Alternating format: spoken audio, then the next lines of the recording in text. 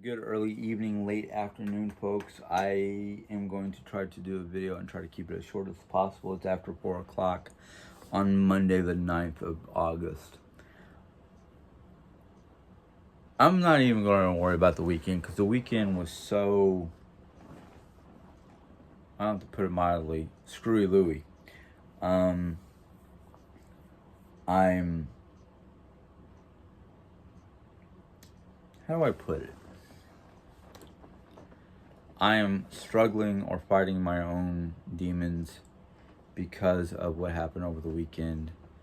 And I had to really tell all my friends who have been reporting to me about a website that just spews nothing about negativity to just end it.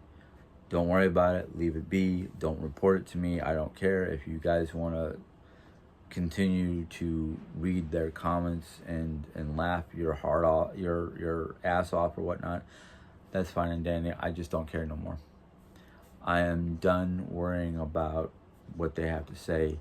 I am done with worrying about what I'm saying that might be offensive or cause triggers in other people.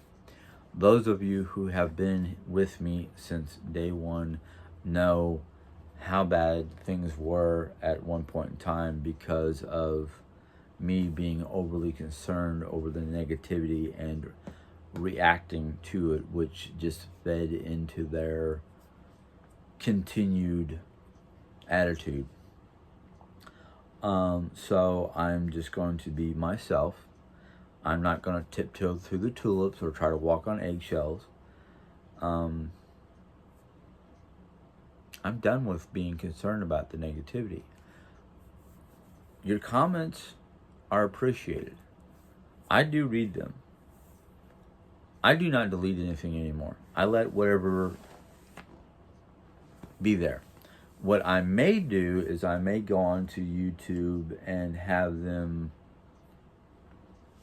put in work with their algorithm to put on my channel a set of systems or set of words that basically YouTube will look for and either block from the main comments and set into a what they call a to be reviewed stack within my channel. As an administrator to my own channel, I can go in and look at all those comments and determine if I want to let everybody see those comments or just leave those comments there for me and my decision making. So from this point on, as you will probably see from the intro that I found a picture on Facebook that sums it up perfectly to my how I am. So I'm gonna put it there for you guys to see in the beginning of this video, and you guys can either go, oh, maybe I don't want to watch this, or oh, okay, we'll see what happens. It's no longer about my mind. It's no longer about what's going on up here. It's what's going on not only up here but in here. I speak my truth. I speak my words, and my words are true to me. There's no hiding anything. There's no vague veil. There's no falsehoods in my videos. Whether people want to say yes there is, or no there isn't, that's their choice. As a friend of mine said to me, you can either ignore it or you can let them prove to the world how much of a fool they are for making judgments when they don't know you. So be it.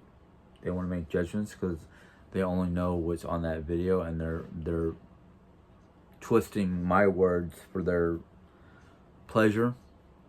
So what? Let them go to this website everybody's telling me about and spew their nonsense and their falsehoods and their version of the truth. Because when somebody speaks and you take their words and twist it to your idealisms, what you're actually doing is you're not hurting that person, you're hurting yourself. because anybody can, like anything in this world, most everything is up to interpretation. The only difference is how do you use your interpretation. You want to use your interpretation to belittle, bash, or try to be hurtful or disrespectful towards that one person. That's your choice, but there are circumstances. There are circumstances. I might not be your circumstance. I might not be the person to go after you because of the circumstance. You'll have to deal with him at the end of your life, whether you believe in him or not, whether you call him by a different name. Norse pagans call him Odin, the All-Father. The Hebrews or Jewish people call him Yahweh. There's Muhammad. There's Buddha. There's all the different names for the high of high deities. If you're not a Christian, doesn't matter. In the end, we'll find out who's right and who's wrong, and we'll have to deal with them. We will be weighed and measured by our words and our actions and our heart and our deeds. And I'm not afraid. I'm not. You know why? What is there to fear? You? No. Myself? No. Death? No. I'm not afraid because of the fact that I know in my heart of hearts I have been as pure as possible and have tried to live a good life by the standards that I was taught through the Bible. I've said it multiple times and I'll say it again. I might not live or act like a Christian,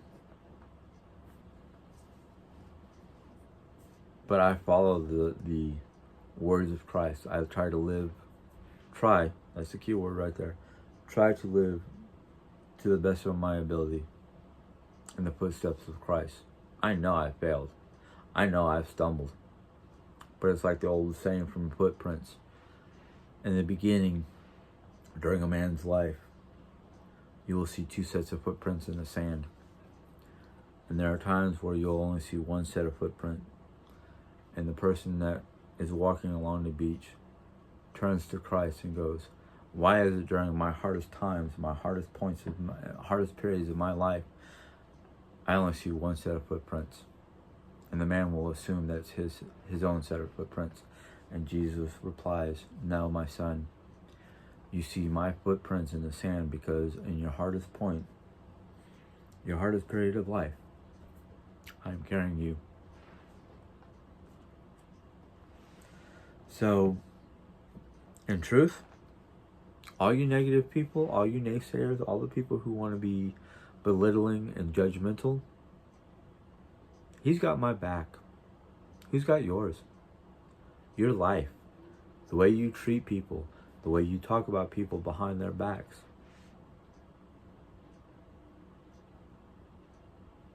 Are you doing it out of malice?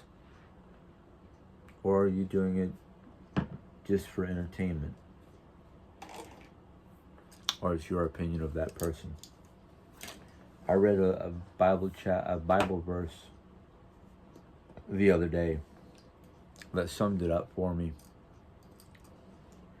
It's one of many Bible verses that my cousin inspired me to read, even though it wasn't on her list of Bible verses that she was reading and focusing on towards the end of her life due to cancer. And now I gotta find it again. But for those of you who want to look at it and read it, it's Ephesians 4, verses 31 and 32. Oh, I didn't go far enough. Come on, Jim. Oh, because I didn't pull it far enough. But anyhow, it says here, and I say this to everybody, whether you're Christian or not, whether you believe I'm a Christian or not, it doesn't matter. It's words to live by.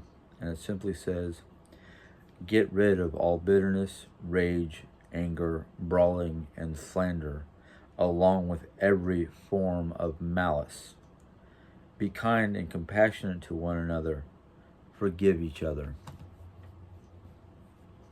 And in the end, and in the spirit of those words alone, for all those who have been negative, rude,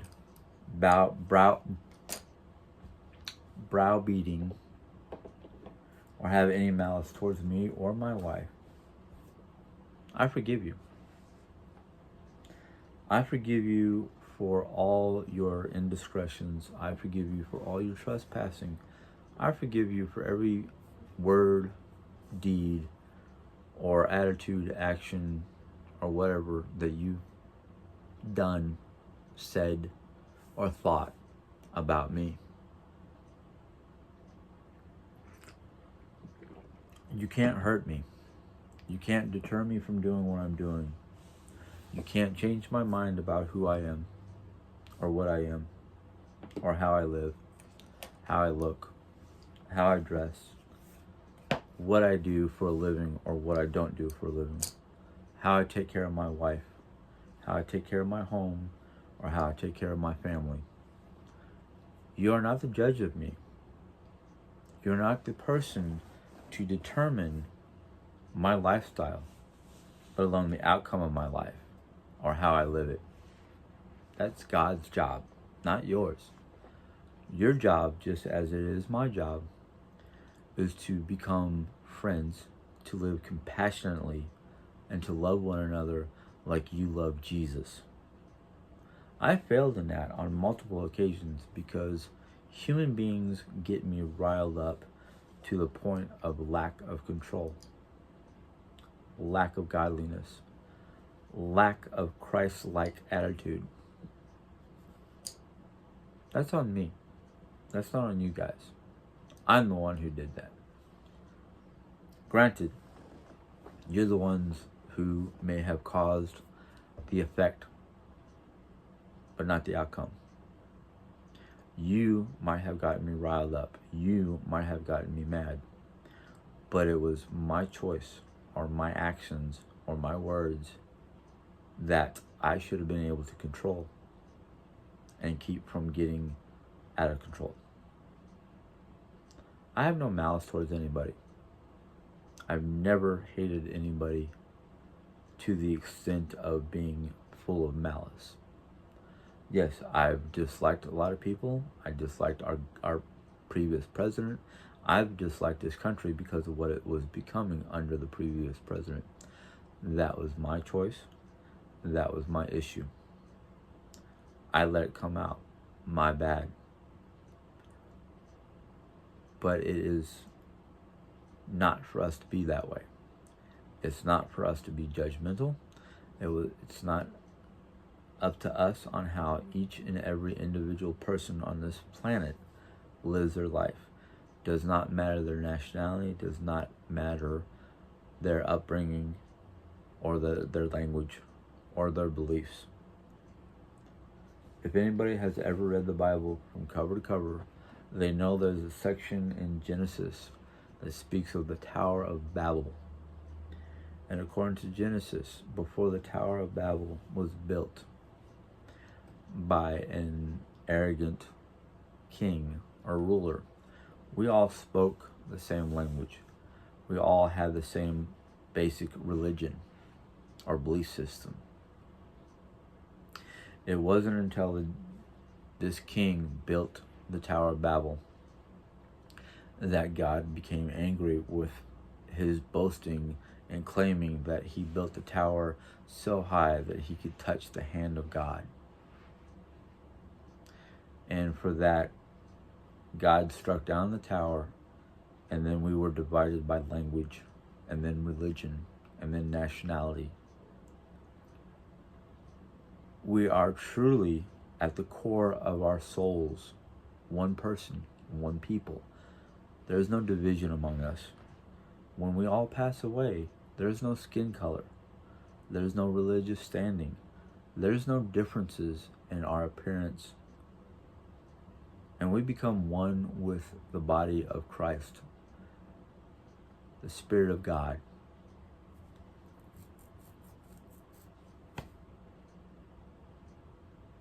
The only reason why we cannot live in harmony the way God had intended us to live is because of personal differences or personal malice towards somebody or something else. The only thing keeping us from living together in harmony and brotherly love is because of our simple differences in lifestyle, financial well-being, skin tone, religion, or nationality. In truth, there is none of that. That does not matter one iota. Yes, money and financial well-being is the curse of modern day life. It's the curse of greed. I love my house. I love what I have. But if I had to sell everything except for basically basic needs, clothing, food, even my books, I would do everything I can to keep those 3 items. It's nice to have a roof over your head. It's nice to have clothes on your body. It's nice to have food in your refrigerator. Those are the only 3 necessities out of life. Electricity, not really a necessity. We can always go back and learn how to cook on an open fire or in a kettle or big pot or whatever. Roof overhead, yeah, that's great because it protects us from the elements. But we can learn how to build from natural resources. That's how we started out. Clothes. Before mass production, each individual family had to make their own clothes out of whatever they can gather up, whether it was plant-based materials like flax, or is it flax? The first linens were made out of basically reeds and grasses and whatnot that they learned how to soften and bind together. Wool from sheep, leather from hides of the cow after it's been slaughtered for food. Those are necessities. Necessity, the air we breathe, the water we drink to keep us from being dehydrated, the food that we either hunt or gather. It's because of the way mankind has evolved that people think it's a necessity to have electricity. It's a necessity to have TVs and video games. Books are great because you learn from reading. You also learn from being hands-on and working the fields, gathering the food, learning how to hunt, being taught by your elders the law of the community. Mother Nature at any given time can either destroy whole neighborhoods via earthquake, mudslides, wildfires, tornadoes, hurricanes, floods. Mother Nature can wipe out everything that we see, all the things that we think is a necessity. Because at the core of things, the necessity is people,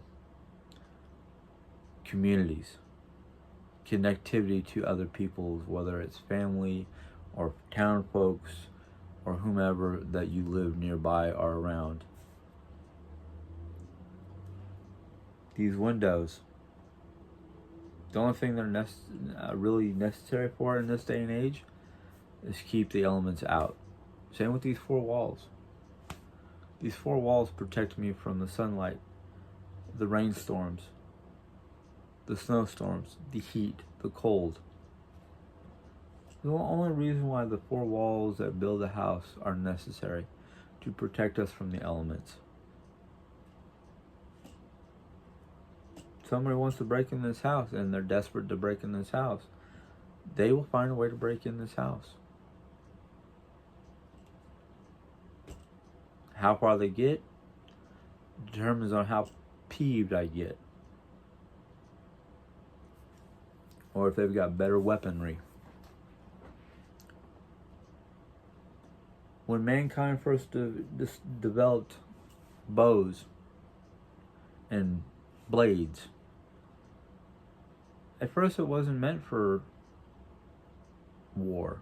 It was meant for cutting grass for harvesting, or cutting vegetation for harvesting, or hunting animals and then using the blade to skin the animal so they can have the hides for clothing and the meat for food. It wasn't until one tribe got pissed off at another tribe and wanted their lands. And I don't mean Native American tribes, I mean tribes of the ancient people of Europe and Asia.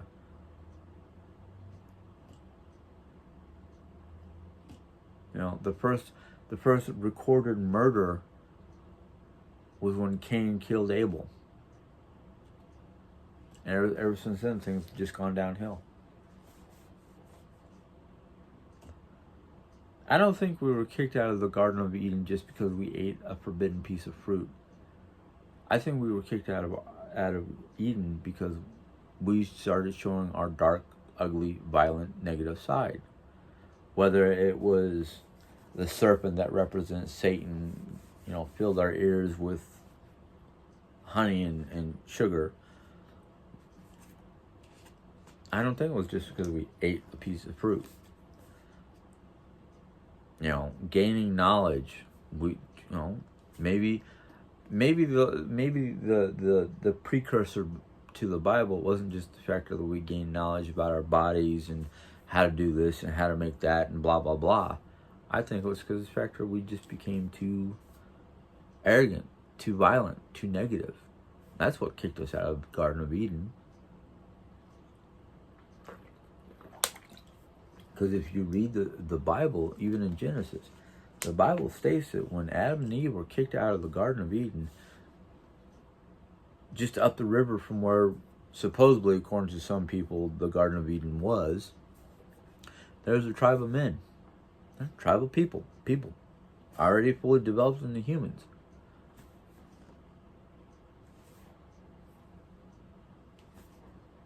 We don't know the full truth of our origin. We know what the Bible says, we know what archaeologists say, we know what scientists say, we know what we've discovered.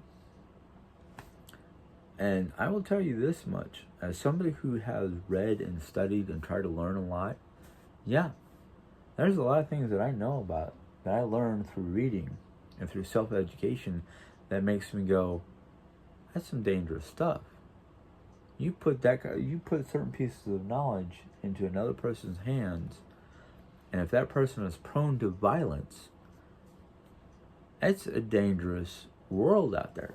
I have a book up here by Marissa Moraine called Earthway, and in the very back of that book talks about the dark side of nature's pantry and the various types of plant life or fruits or natural items that could kill a person and be untraceable because you died from a natural poisoning. The only thing they can say is you ate something that killed you. For instance, mistletoe. Mistletoe is a beautiful flower that we decorate our houses with during the Christmas season or winter season. Don't eat that stuff. Don't eat the berries. Don't eat any part of that. You know why? It will cause you to have a heart attack. Yeah. Apple seeds. Now, granted, you'd have to eat a lot of apple seeds to cause it to poison you, but apple seeds are the main ingredient for cyanide. I'm sorry. Apple seeds is what they used during the Cold War to create cyanide tablets so that spies, if they get caught, in order to keep from having their secrets divulged, they'll bite on the cyanide capsule that they hide in their mouth or their tooth or something like that and die practically instantaneously.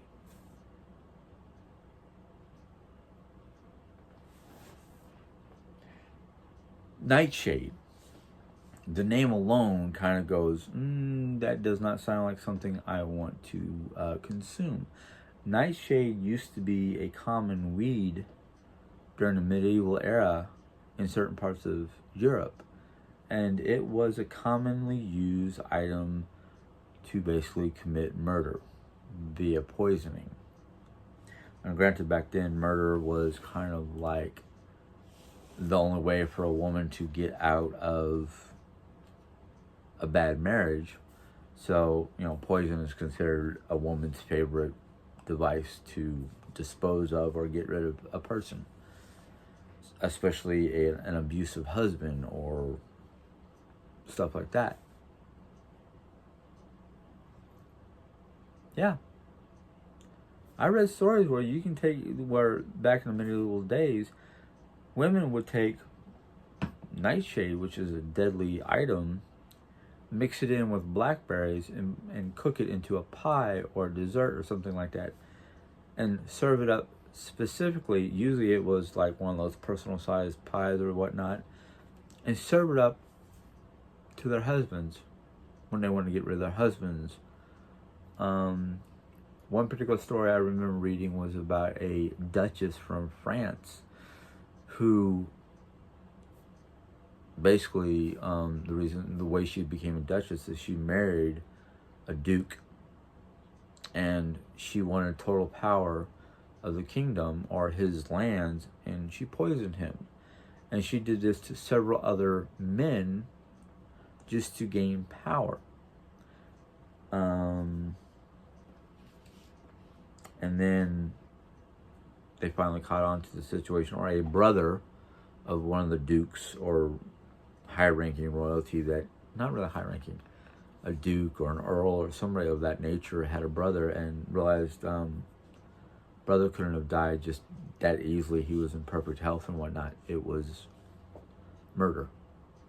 And the only person that it pointed to was this woman who had killed like 6 other men to gain power.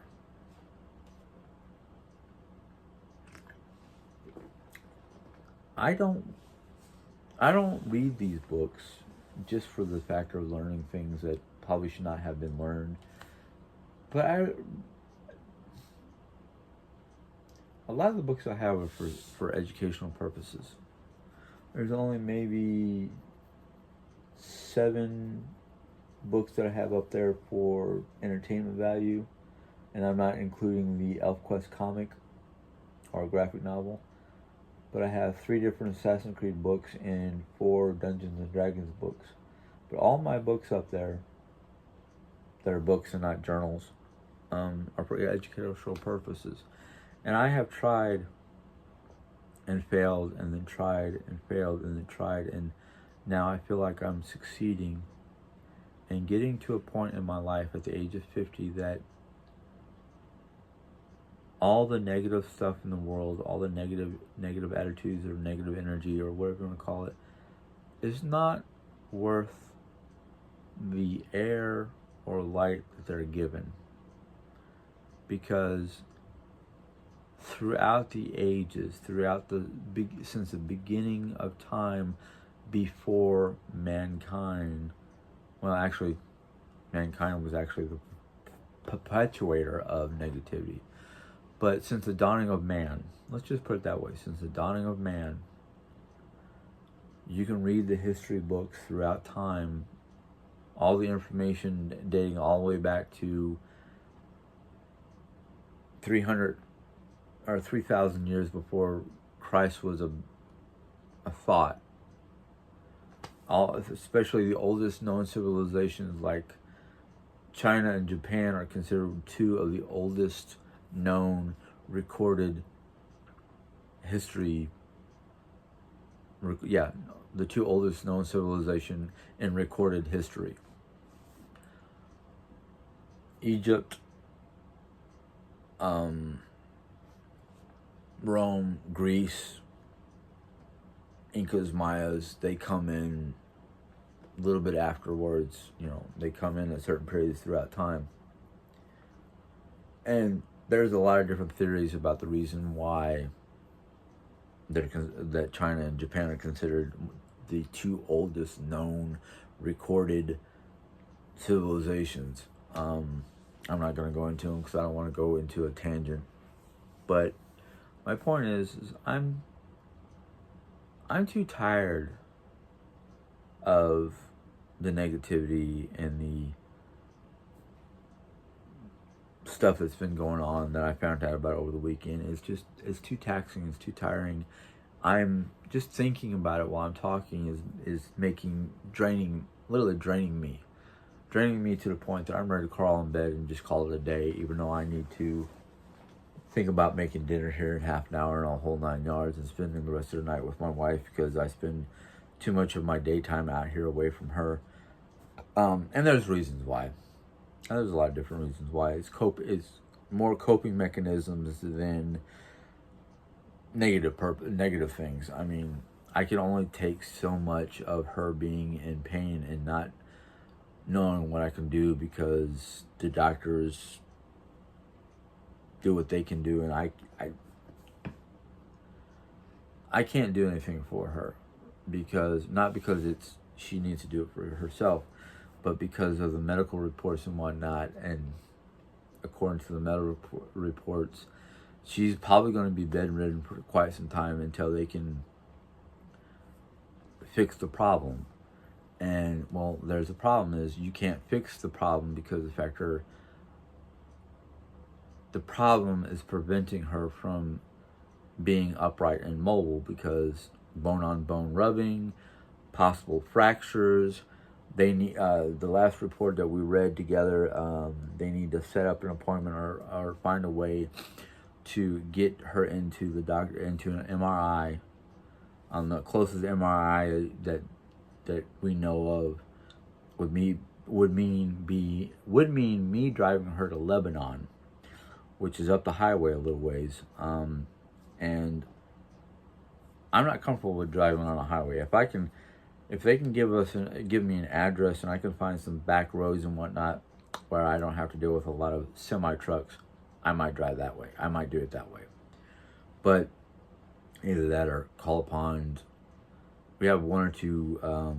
Jerry has one or two viewers that are kind of becoming our friends that have offered to help drive her to. One actually, before Lisa came, one actually offered to drive her all the way up to Springfield because we thought that the only orthopedic, we didn't realize it was an orthopedic surgeon, but the only orthopedic surgeon that she can find via, or orthopedic doctor, surgeon or not, via the My Mercy app was all the way in Springfield, and did not realize there was one right here in town that can at least give her a basic exam with x-rays. But now he's talking about they need an MRI scan with possible tissue samples. I don't know what they mean by tissue samples, being that according to him in the first place, there is no tissue in between the hip in the hip socket region or the knee region. That's why she's having bone-on-bone rubbing. And I'm thinking to myself, because he was talking about fracture in the femur, that bone that runs from the hip to knee. And my brain went, oh my God, they're going to have to knock her out, put a needle in her leg and drill into her bone to get tissue sample. That's the first thing that went through my head. I went, oh God, I hope not, because I know when she comes out of that, she is going to be hurting like hell. And I'm already having personal psychological issues dealing with that, because knowing that she's in pain and me not being able to help comfort her or deal with the pain, I've never been able to deal with that, because when my father was dying, or basically in the hospital, having his leg amputated and having very nasty, bad blood clots because he didn't want to listen to his doctor for his diabetes. It just tore me up inside. I mean, it was one thing that 10 years ago she had a knee surgery because she had torn her meniscus and ended up getting septicemia or some sort of poisoning that if they had not hospitalized her for 3 days and put a PICC line in her arm and down to her heart, and she was basically for 14 days at home. It was nothing but bed rest with very little mobility. And about the only thing the doctor said was, the only thing we want you to do is get up out of your chair, use a porta potty, and get back in your chair. They had a home health aide person because we had better insurance back there from her old job. So they had a home health aide person come in at least once a day to check on her vitals and check the machine that operates the medicine for her PICC line. And I was the one who was basically, sponge bathing her in her chair, cleaning out her porta potty, and making dinner and food for her. And then, of course, she was in better health, so I was able to have my job outside the home at the deli. But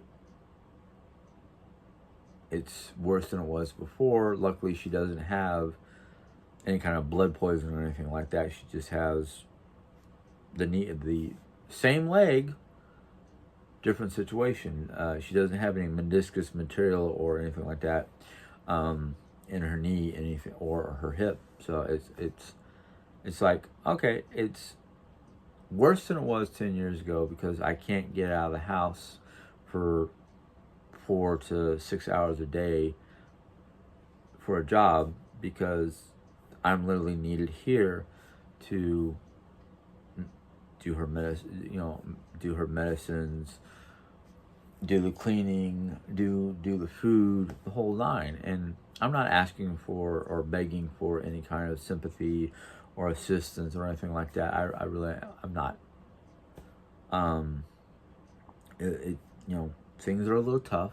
Things are going to be a little rough for a short period of time. Hopefully a short period of time. But the only downside of the whole situation is I don't have the chance or the opportunity or reason to get out of the house for long periods of time. So, not that I'm miserable or anything like that. I'm just, I try to take as much time as I can afford to not be in the same room so I can have some psychological relief from the situation, because when I start to break down, it's like it's not a good thing, not a good picture, not a good show. I am who I am. I was born and raised to live a certain way. And I know I've had a lot of people say, oh, your life must be so toxic and so miserable. Why don't you just get a divorce? Because, one, in my family, that's a really bad word unless the reason for divorce is because of an abusive, not me being abused, because I can take the physiological and psychological abuse. It's like my cousin, he got divorced twice due to drug abuse. Yeah, I would definitely divorce my spouse if it was a drug abuse situation. That not only was it not good for her or me, but he had kids, and it was not a good scene for the kids. Second off, the Bible's basically, it gives you reasons for divorce, but it also tells you that divorce is not a really good thing. The reasons for divorce according to the Bible is, one of them that I looked at and just kind of went, huh? was there was no baby. That the woman, and they pointed all towards the woman could not provide an heir. Well, in the case of me and Jerry, neither one of us can produce the proper product to produce an heir. She has what the doctor called hostile environment, which is kind of funny. Actually, that phrase was coined from a TV show, but the doctor basically told both of us that due to our medical issues that we had at the time, this was like 19, 20 years ago, we won't be able to have kids because I have, well, to put it in a non-medical way, because I don't know how to put it in a medical way, I have lazy swimmers, and she has a hostile environment. That's the easiest way I can put it, which is fine, because it's like, that's fine. I had an aunt and uncle who loved each other dearly and did not have kids, could not produce kids of their own for one reason or another, but they lived vicariously through all the other family members who could produce kids. So Jerry's happy with that. I'm fine. I don't know, to be honest with you, I don't know personally how I would be as a father. I don't know how I would deal with kids. A lot of people say to me, "Oh, you're so great with kids, and you're kind and you're generous. You'd be great with kids." Yeah, I was great with the baby, because for the most part, the baby didn't fuss. It's as the child gets older and progresses into their terrible twos and their three, all the different levels of a toddler getting to a certain point in their life where they start minding their P's and Q's, or a little bit more controllable. I don't know how I would be around my own kid. I know I'm not the greatest person around other people's rambunctious, noisy, very active children, which is kind of funny, because my wife was like, they might have hyperactivity, and you had hyperactivity. I don't see how you can't deal. It's just me and my I don't know. But anyhow, this video is getting to be almost 45 minutes long, and I didn't want it to be that long. But point is, let's just get back to the point real quick before I get off this. The point is, I'm tired of trying to appease all these different people who are having negative issues towards me for whatever. I don't know what their deal is, and I personally don't worry about it no more, because if they have a problem because of the way I look, if they have a problem because of the way I dress, that's not my problem. That's theirs. It's a personal issue. I mean, come on, folks. You can't tell me that around your own home you don't wear stylish clothes. That around your own home, when you're just doing your own thing, that you're not wearing a simple t-shirt, whether it's long sleeve or short sleeve. I know plenty of women who in their own home, when they're not going out in general public, lounge around in their house in their favorite nightwear, whether it's a nightgown, whether it's a pajama set, whether it's a sundress. My own aunt, love her dearly. I remember, for the most part, except for maybe major holidays where she knew she was going to have guests in her home, that when we would come over, they were in these long, I would call them kind of old-fashioned style nightgowns, or sundresses that basically had a collar all the way up to their neck. And they would walk around their house doing their own thing with that on and a pair of half slippers or something like that. I don't understand how people get upset when people are comfortable and relaxed in their own home and doing YouTube, especially me. I'm a guy, so it's like you're only going to see from the chest up. You're not going to see what I'm wearing below. And I'll tell you what I'm wearing below. Pajama pants. Big whoop. I can kind of understand getting upset at Jerry because of a lot of her nightgowns are old and they're loosey-goosey, and especially when she's laying on her side or whatnot,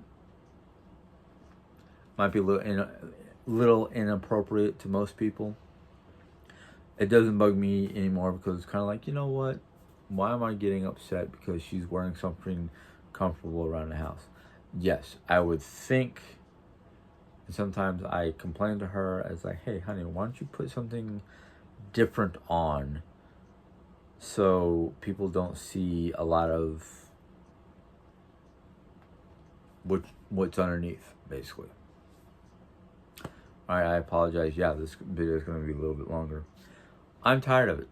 I'm tired of knowing or listening or seeing or finding out people are being negative because of the fact that we're being comfortable in our lifestyle and they want to call us lazy or slobs or hoarders, or I can think of a dozen different words that people have used.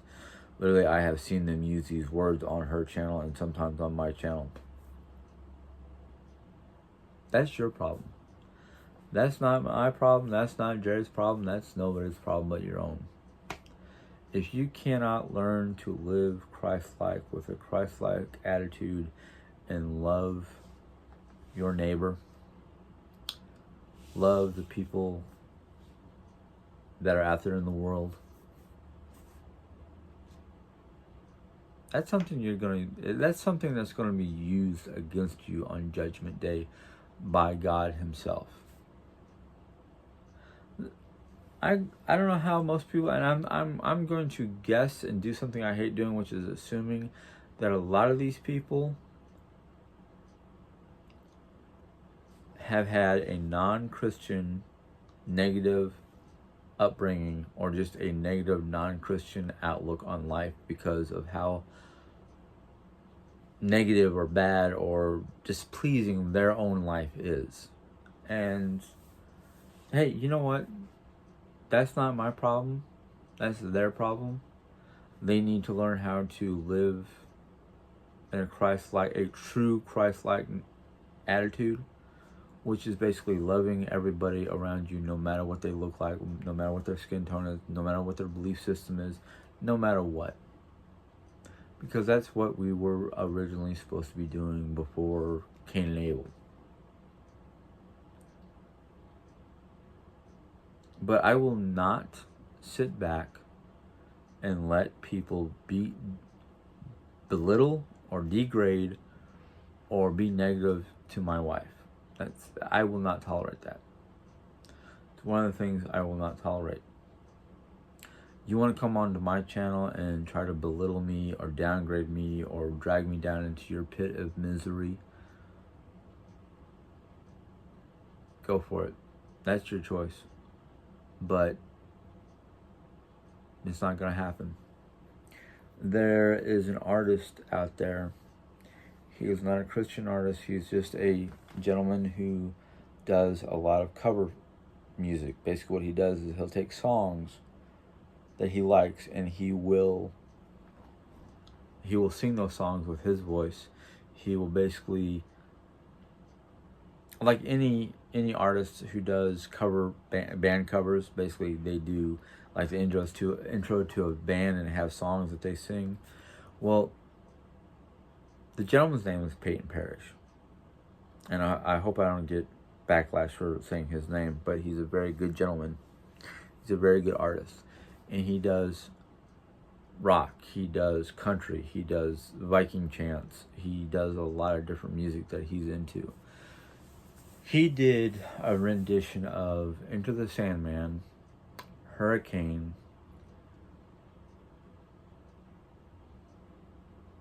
And there's two other songs I can't remember. One of them is something about remembering you, and the other thing is something to do about all the things I hate about me, or something like that.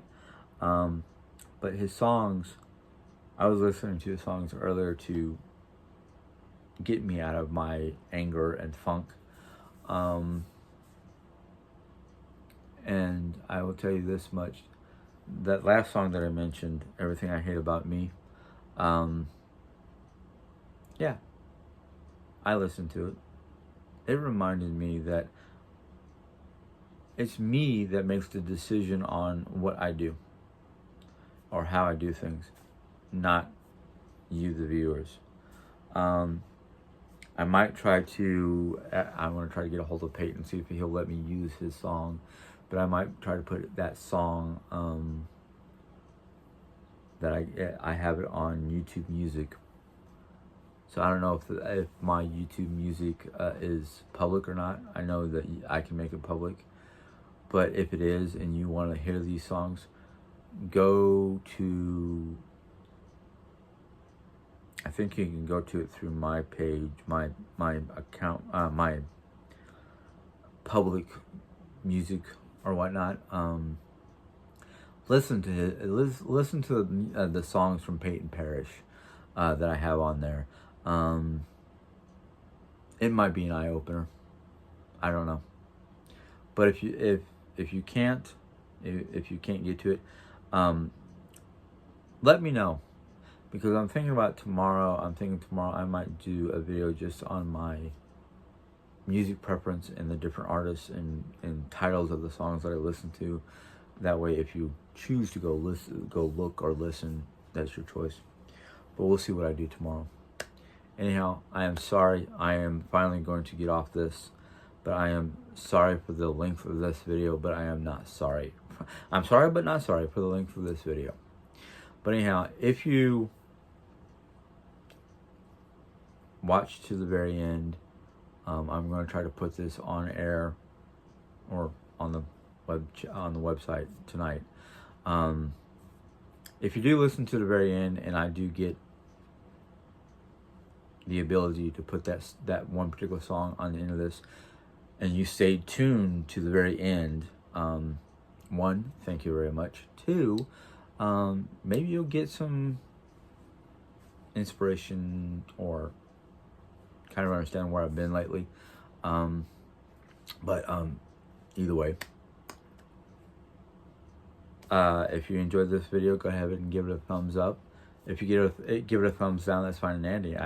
I don't see that no more. I made it where I don't see that no more. If you have a comment or question or anything that you want to put into the comment box, comment suggestion box, however you want to put it, you can do that. If you're new to my channel and want to view more of my content and whatnot, hit the subscribe button and give it a thumbs up, or not a thumbs up. Hit the subscribe button, a little bell will come up, bell thumb, I don't know where that came up. But a little bell will pop up and you click on that bell and YouTube will let you know when I put in my next video. And until next time, you guys have a good evening, a good day, and a good week. Bye.